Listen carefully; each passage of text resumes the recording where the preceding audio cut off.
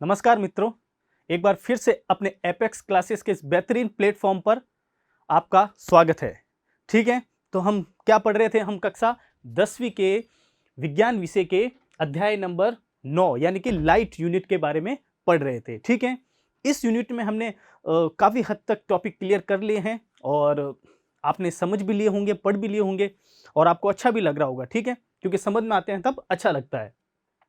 और आज हम एक नए टॉपिक की ओर बढ़ रहे हैं जो इसका मोस्ट इंपोर्टेंट टॉपिक है। मैं कहूँगा आपको आपके 10th बोर्ड में इसका क्वेश्चन 100% मिलेगा, पक्का मिलेगा। ठीक है, क्योंकि ये टॉपिक इसलिए इंपॉर्टेंट है, इस टॉपिक पर ही पूरी ये यूनिट रहती है। ठीक है, जो इमेजेस बनते हैं, जो दर्पणों के इमेज बनते हैं, वो हम आज सीखेंगे। यानी कि हमारा टॉपिक क्या रहेगा आज?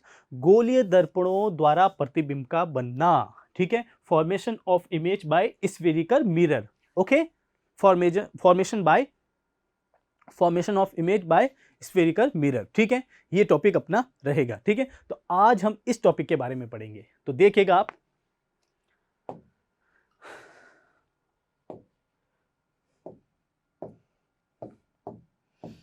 आज हम क्या पढ़ेंगे?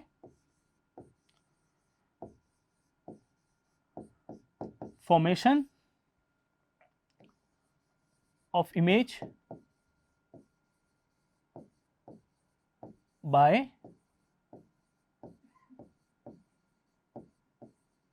Spherical mirror.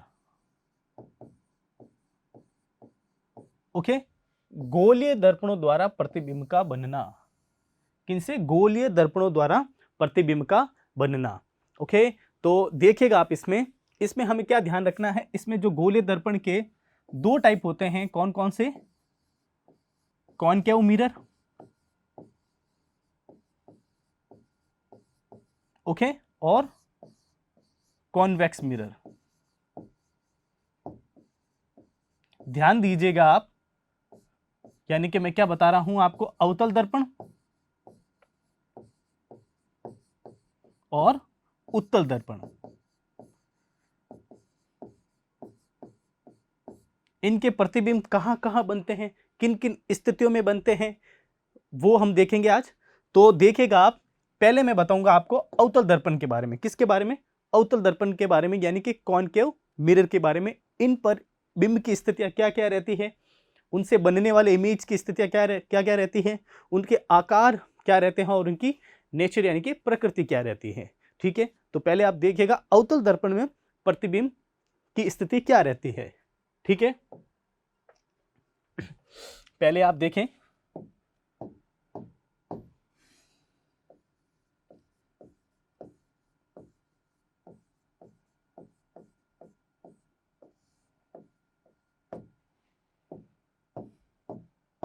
ये हम पहले सबसे पहले क्या करते हैं? हम अवतल दर्पण बना लेते हैं।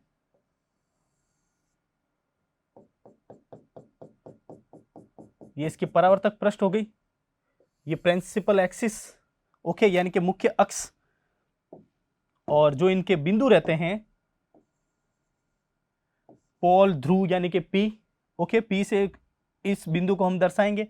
आगे देखें हम तो प्रिंसिपल ऑफ फोकस यानी कि मुख्य फोकस। ठीक है, और इसके बाद जो नेक्स्ट बिंदु रहता है इसका सेंटर ऑफ कर्वेचर यानी कि वक्रता केंद्र।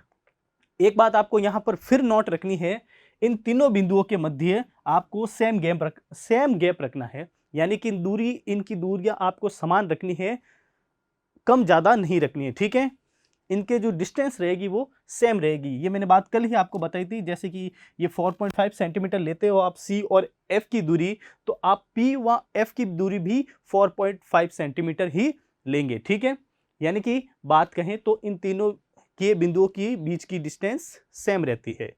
ओके, तभी प्रतिबिंब हमें सही लाइन और सही जगह मिलते हुए दिखाई देते हैं।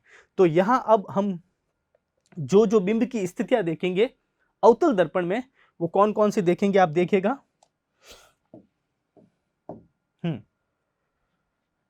ठीक है, तो मैं लिखता हूं ए पॉइंट में बिंब की स्थितियां, बिंब की स्थितियां।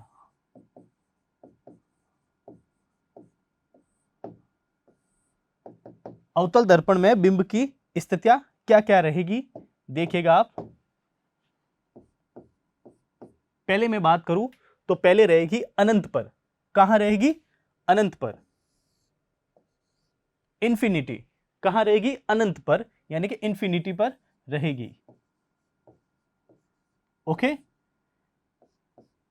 बिंब की यानी कि हमारे ऑब्जेक्ट की सेकंड स्थिति कहां रहेगी? सी के परे। देखिए आप, सी के परे, बिहाइंड ऑन सी, सी के परे। ठीक है, ये अपने ऑब्जेक्ट की सेकंड कंडीशन हो गई, स्थिति हो गई, सी के परे। थर्ड कंडीशन क्या रहेगी? सी पर। ओके, थर्ड कंडीशन क्या रहेगी? एट सी, यानी कि सी पर। ठीक है, चौथी स्थिति हम देखें, सी व एफ के बीच में। ऑब्जेक्ट की जो फोर्थ स्थिति बनेगी वो कहां बनेगी? सी और एफ के बीच में। देखिए आप, सी व एफ के बीच में, between C and F. Okay, between C and F, यानी कि वक्रता केंद्र और मुख्य फोकस के बीच में हम ऑब्जेक्ट को रखेंगे, तो उनसे बनने वाले प्रतिबिंबों के बारे में हम जानकारी प्राप्त करेंगे। आगे देखिएगा आप यहां, फिर इसके बाद जो पांचवी स्थिति बनती है वो कहां बनती है? फोकस पर। वो कहां बनती है? फोकस पर, यानी कि एट एफ। क्लियर है यहां तक? इसके बाद हम कौन सी स्थिति देखेंगे अवतल दर्पण में? एफ व पी के मध्य, एफ व पी के मध्य हम ऑब्जेक्ट को रखेंगे। सिक्स्थ पोजीशन जो हमारी रहेगी वो क्या रहेगी? एफ व पी के बीच, between principal focus and pole. Okay, clear है यहां तक? तो ये अपने गोलीय दर्पण के दर्पण कॉनकेव मिरर यानी कि अवतल दर्पण के ऑब्जेक्ट की 5 कंडीशन हो गई आपके सामने। ठीक है, जे बिंब की 6 स्थितियां आपके सामने है। इन 6 स्थितियों पर बनने वाले इमेज की हम चर्चा करेंगे आगे। इसके बाद क्या देखेंगे हम? बी में, बी में हम देखेंगे इमेज की स्थिति, कंडीशन ऑफ इमेज। ठीक है, फिर हम देखेंगे इमेज का आकार, साइज ऑफ इमेज। ठीक है, आकार। फिर हम क्या देखेंगे? इमेज का नेचर, यानी नेचर ऑफ इमेज, इमेज की प्रकृति। क्या देखेंगे हम? इमेज की प्रकृति यानी कि नेचर। क्या देखेंगे हम? नेचर। नेचर कौन कौन से होंगे इसके देखिएगा आप। इसके प्रतिबिंब के नेचर कौन कौन से हो सकते हैं? तो आप ध्यान रखिएगा, वास्तविक यानी कि रियल, और आभासी, वर्चुअल। ठीक है, और क्या रहेगा? इमेज उल्टी, इन्वर्टेड, या सीधी, यानी कि इरेक्ट। ओके, ये पॉइंट कहां रहेंगे? प्रकृति के अंदर, यानी कि वास्तविक होगा या आभासी होगा प्रतिबिंब, उल्टा होगा या सीधा होगा। ठीक है, तो हम इन 6 बिंब की स्थितियों पर हम इन कंडीशन को समझेंगे। ठीक है, तो देखिएगा आप आगे। आगे हम सबसे पहले हम कौन सा बिंदु लेंगे? बिंब की स्थिति अनंत पर। ठीक है, कौन सा बिंदु लेंगे? बिंब की स्थिति यानी कि ऑब्जेक्ट की जो स्थिति रहेगी सबसे पहले वो रहेगी अनंत पर। तो देखिएगा आप नेक्स्ट स्लाइड पर।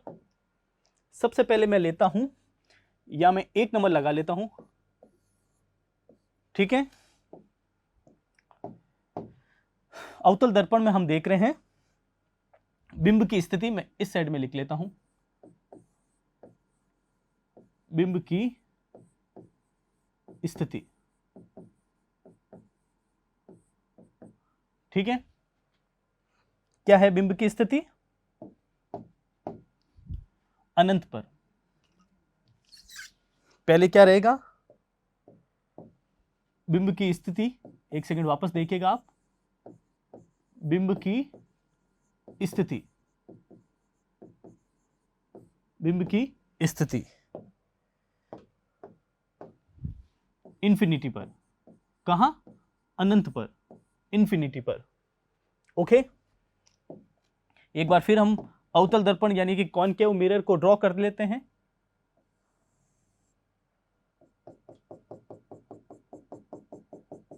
ठीक है, ये आपका कॉनकेव मिरर हो गया, ये आपके प्रिंसिपल एक्सिस, और ये जो इनके मुख्य बिंदु रहते हैं, फर्स्ट है कॉल, सेकेंड हम देखिए लगभग मेजर कर रहे हैं सेम डिस्टेंस पर, और ये आपके सी। ओके, लगभग सेम लग रहे हैं। या हम, आप जब नोटबुक में या अपने नोट कॉपी में कहीं पर भी आप ये प्रतिबिंब के चित्र बनाए तो आप ध्यान रखना विशेष रूप से इनको आप स्केल लेकर साथ में बैठे, रूलर लेकर ही साथ में बैठकर इनको मेजर करें, इनको नाप करें, उससे ही आप बनाएं, आप अनुमान से ना बनाएं। ठीक है, स्केल वगैरह साथ में रखें जिनसे आप इनका मान लिख सके और इनको बराबर दूरी पर रख सके। ठीक है, तो देखिएगा आगे, पहली स्थिति अपनी क्या है, अनंत पर। ये जो हम ऑब्जेक्ट रखेंगे कहां रखेंगे, अनंत पर। ओके, ऑब्जेक्ट को हमने कहां रखा है, अनंत पर रखा है, देख लिया आपने। अब जो इस ऑब्जेक्ट से आने वाली प्रकाश की किरणें, यानी मैं कहूं इंसिडेंट रे, आपतित किरणें आती है, तब वो परावर्तक से परावर्तक पृष्ठ से परावर्तित होने के बाद किस स्थान पर मिलेगी, वो हमारी इमेज की स्थिति होगी। तो देखिएगा आप क्या रहता है इसका। ठीक है, ये प्रकाश की किरणें जब मुख्य अक्ष के समानांतर होती हुई जाती है, या हम दो किरणें लेंगे, वैसे नॉर्मली हम देखते हैं तो प्रकाश की अनंत किरणें, जब हम इस प्रैक्टिकल करते हैं तो प्रकाश की अनंत किरणें लेंस पर दर्पण पर आती है, पर हम इन्हें अच्छे से समझने के लिए दो किरणें ही यहां काम में लेंगे। ठीक है, तो इंफिनिटी पर रखा हुआ ऑब्जेक्ट से आने वाली प्रकाश की किरणें, ठीक है, इंसिडेंट रे आने के बाद किस बिंदु से होती हुई जाएगी। तो आप ध्यान रखना, ये हमेशा फर्स्ट नियम के अकॉर्डिंग, जो हमने गोले दर्पण बनाने के 4 नियम पढ़े थे, ठीक है, उनका फर्स्ट और सेकेंड नियम हम जब तक एफ तक नहीं पहुंच जाते, ऑब्जेक्ट की स्थितियों में फोकस तक नहीं पहुंच जाते, हम नियम नंबर फर्स्ट और नियम नंबर सेकेंड को फॉलो करेंगे। देन जब हम एफ पर पहुंच जाते हैं, एट फोकस पर पहुंच जाते हैं प्रतिबिंब बनाते समय, तो आप एक बात ध्यान रखिएगा, खास है ये, उस समय हम नियम नंबर 1 और नियम नंबर 3 यूज करेंगे। ओके, तो देखिएगा आप यहां क्या रहता है, तब ये प्रकाश की किरणें आपतित होने के बाद मुख्य फोकस से होती हुई गुजर जाती है। ठीक है, कहां से, मुख्य फोकस से होती हुई गुजर जाती है।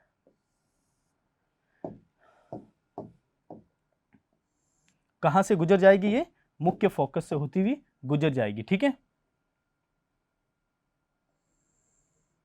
आपको अपने नोटबुक में स्केल लेकर ये लाइनें बनानी है, किरण आरेख बनाने हैं। ठीक है, जिससे आपको एकदम सेंटर पर ये किरणें मिले। ठीक है, तब ये अब कहां मिल रही है, ये मुख्य फोकस पर मिल रही है। ठीक है, और हमने ऑब्जेक्ट कहां रखा था, अनंत पर रखा था। ठीक है, यहां तक तो हमारी स्थितियां क्या बनेगी, देखिएगा आप ध्यान पूर्वक देखिए, हमने क्या रखा था, अनंत पर रखा था ऑब्जेक्ट को। अब आप देखिए बी पर मैं लिखता हूं, इमेज की क्या कंडीशन रहेगी, इमेज कहां बना। ठीक है, फिर मैं बताऊं तो आपको इमेज का आकार क्या है, किसकी तुलना पर, ऑब्जेक्ट की तुलना पर उसका आकार क्या है। ठीक है, डी में आप देखें इमेज की प्रकृति क्या है, इमेज की प्रकृति क्या है। ठीक है, सबसे पहले आपने क्या देखा था, बिंब की स्थिति क्या रखी थी, हमने अनंत रखी थी, ये देख लीजिए आप, हमने अनंत रखी, तो इससे बनने वाली जो इमेज की कंडीशन रहती है वो क्या रहेगी, एफ पर। ठीक है, कहां रही, एट एफ पर, इमेज कहां रहा, एफ पर। ठीक है, फिर हम देखें तो इमेज का आकार देखिए आप, इमेज का आकार अत्यंत छोटा है, अत्यधिक छोटा है, हाईली स्मॉल है। ठीक है, तो आप देखें तो मैं क्या लिखूंगा, इमेज का आकार अत्यधिक छोटा, ओके, नेक्स्ट हम बात करें तो किसकी, इमेज की नेचर के बारे में बात करें है तो हम देखिएगा आप क्या रहेगा इमेज का नेचर। लेफ्ट हैंड साइड में आपको पता है जो भी इमेज बनती है अवतल दर्पण के वो वास्तविक होती है, यानी कि पर्दे पर बन रही है तो वास्तविक है, और क्या है, उल्टी है। ठीक है, रियल इमेज हमेशा उल्टी होती है। ठीक है, तो यहां आप क्या रखेंगे, इसकी स्थिति वास्तविक, ओके, और छोटी। इमेज की प्रकृति क्या रहेगी, वास्तविक और छोटी, यानी कि इन्वर्टेड और रियल। ओके, छोटी यानी कि इन्वर्टेड। ये हमारी फर्स्ट कंडीशन हुई। जो पहली स्थिति थी अवतल दर्पण के, हमने बिंब की स्थिति क्या ली थी, अनंत ली थी। ये इनके बारे में जानकारी हुई। ये हमारा प्रथम प्रतिबिंब बना कहां पर, इंफिनिटी के द्वारा ऑब्जेक्ट को रखने पर। ओके, सेकंड क्या रहता है देखिएगा आप, सेकंड हम लेते हैं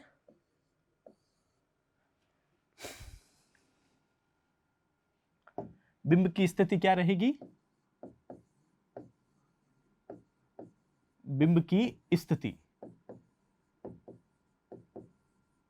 ओके, फिर हम देखेंगे इमेज की स्थिति। आप इन्हीं पॉइंटों से लिखते हुए याद करेंगे तो आपको याद रहेगा। और इमेज का आकार, इमेज का आकार यानी कि साइज। फिर हम देखें प्रतिबिंब की प्रकृति।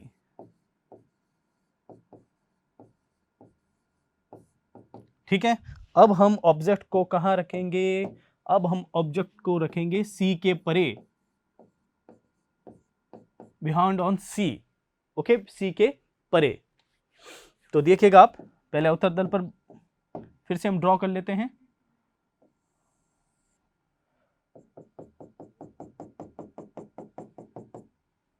ये आपकी प्रिंसिपल ऑफ एक्सिस। फिर इनके जो मुख्य बिंदु होते हैं उनको बता देते हैं। ये हमारा पॉल हो गया, इसके आगे हल्का सा देखिए बराबर ही रखने हैं अपन को मुख्य फोकस। फिर ये आपके सेंटर ऑफ कर्वेचर। ओके, तो अब ऑब्जेक्ट को कहां रखना है, अब आपको ऑब्जेक्ट को सी के परे रखना है, यानी कि सी के पीछे रखना है। तो देखिए आप, ये हमने रख लिया ऑब्जेक्ट। ठीक है, अब आपको यहां एक बात ध्यान रखनी है, गोलीय दर्पण बनाते समय, इनके प्रतिबिंब बनाते समय, इनके इमेज की फॉर्मेशन करते समय रूल नंबर फर्स्ट और रूल नंबर सेकंड यहां अप्लाई होगा। क्या, रूल नंबर फर्स्ट और रूल नंबर सेकंड यहां अप्लाई होगा। देखिएगा आप कैसे, ये ऑब्जेक्ट है तो एक आप बात ध्यान रखिए, हम इस ऑब्जेक्ट को एक नाम दे देते हैं जिससे आप थोड़ा सा एंटरटेन हो जाए। इसको हम नाम दे देते हैं राहुल। ठीक है, क्या नाम दे दिया हमने इसको, राहुल।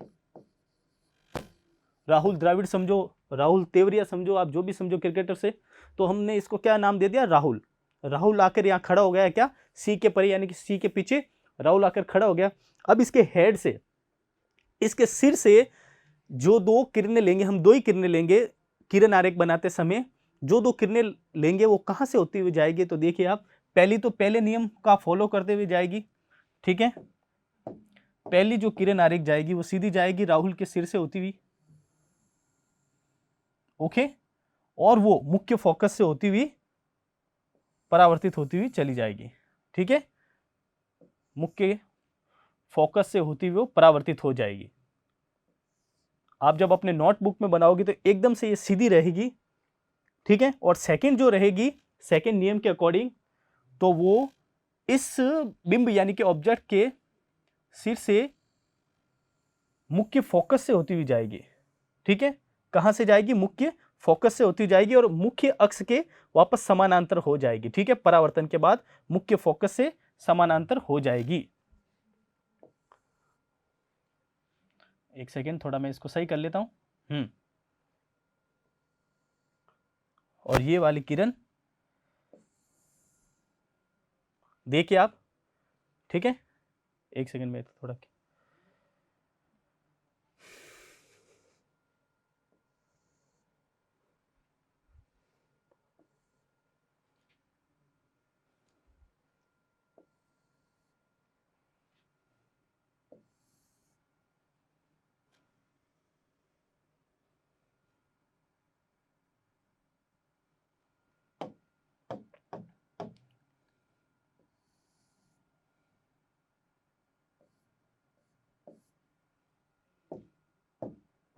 ठीक है, ये क्या होगी, परावर्तन के बाद मुख्य फोकस से होती हुई गुजर जाएगी।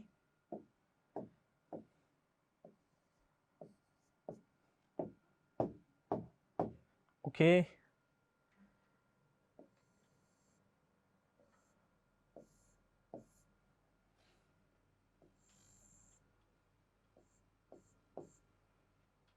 ठीक है, आप देखें इन किरण आरेखों को, तो ये क्या कर रहे हैं, प्रिंसिपल ऑफ फोकस से होते हुए जा रहे हैं। ठीक है, प्रिंसिपल फोकस से होते हुए ये जा रहे हैं।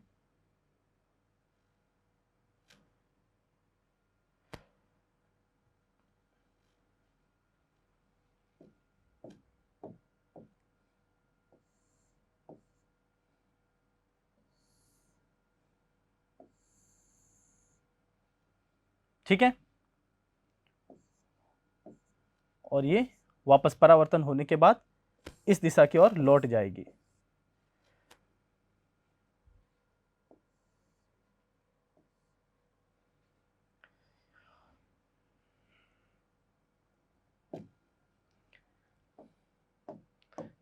एक बार देखिएगा आप, मैं इस चित्र को वापस बना लेता हूं।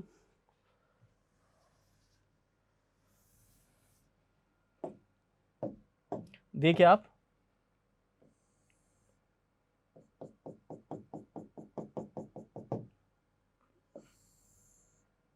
ठीक है, और अब इसके जो मुख्य बिंदु रहते हैं, ये आपके P होगी, ये आपके मुख्य फोकस, ओके, और ये आपके सेंटर ऑफ कर्वेचर। तो देखिएगा आप, क्या होता है इसमें, जब हम ऑब्जेक्ट को C के परे रखते हैं, C के परे रखते हैं, ऑब्जेक्ट को C के परे रखते हैं, यहां रख दिया हमने C के परे, तो यहां से आने वाली किरणें, ठीक है, तो हमने क्या इनको एक नाम दे दिया, जैसे कि आप समझिए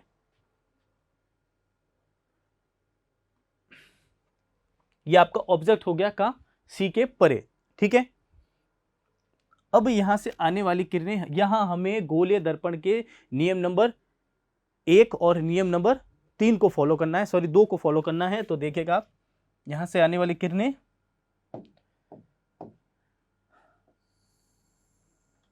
परावर्तन होने के बाद F से होती हुई चली जाएगी। ठीक है, फिर ये जो दूसरी किरण रहेगी वो F से होती हुई परावर्तन के बाद मुख्य फोकस से होती हुई गुजर जाएगी, मुख्य फोकस से होती हुई गुजर जाएगी। ठीक है, देखिएगा आप, ये मुख्य फोकस से होती हुई गुजर जाएगी। तो आप यहां देखेंगे इमेज कहां बनी आपकी, इमेज बनी ये इस साइड में। ठीक है, ये वाले पॉइंट रहते हैं आपके A और B, और ये रहेंगे A डैश और B डैश। ओके, तो प्रतिबिंब कहां बना है, इमेज की स्थिति कहां बनी है, C और F के बीच में। यहां आपको खास बात क्या ध्यान रखनी है, ऑब्जेक्ट में जब दो किरणें आएगी तो एक तो मुख्य अक्ष से होती हुई सीधी आएगी, जो मुख्य फोकस से होती हुई गुजर जाएगी। दूसरी किरण मुख्य फोकस से होती हुई आएगी, जो परावर्तन के बाद मुख्य अक्ष के समानांतर वापस लौट जाती है। ठीक है, और ये दो किरणें जहां टकराती है वहां बनने वाली स्थिति प्रतिबिंब होती है। ठीक है, और ये कहां बन रही है, C और F के बीच में, सेंटर ऑफ कर्वेचर और प्रिंसिपल फोकस के बीच में बन रही है। ठीक है, तो अब हम इन सभी स्थितियों को भरते हैं। तो देखिएगा आप, क्या रहेगा, बिंब की स्थिति क्या थी, C के परे। ठीक है, आप देख लीजिए C के परे है, तो मैं बताऊं आपको इमेज की स्थिति क्या रह रही है, C और F के बीच में, C व F के बीच में, between centre of curvature and मुख्य फोकस। ठीक है, आगे मैं बताऊं आपको, तो इमेज का आकार क्या रहेगा, देखिए आप, छोटा है, बिंब से छोटा है, और प्रकृति वही वास्तविक और उल्टी। देखिए, वास्तविक और उल्टी, यहां आप देखिएगा इसके शीर्ष वाले भाग पर ये दोनों किरणें मिली थी। ठीक है, और यहां पर भी जिस भाग से ये मिल रही है वो भी शीर्ष वाला भाग होगा, इसलिए हम कहेंगे जो इसकी प्रकृति होगी वो उल्टी होगी इमेज की। ठीक है, तो हम क्या लिखेंगे, वास्तविक पर्दे के आगे है, पर्दे पर है, और छोटी यानी कि इन्वर्टेड। ठीक है, ये हमारी सेकंड कंडीशन रहती है। सब्सक्राइब करें हमारा apex classes edutech YouTube channel, साथ ही बेल आइकन को क्लिक करना बिल्कुल ना भूलें, ताकि आगे आने वाले सभी यूट्यूब वीडियोस की अपडेटेड नोटिफिकेशंस सबसे पहले आपको मिले। Apex classes edutech, subscribe now.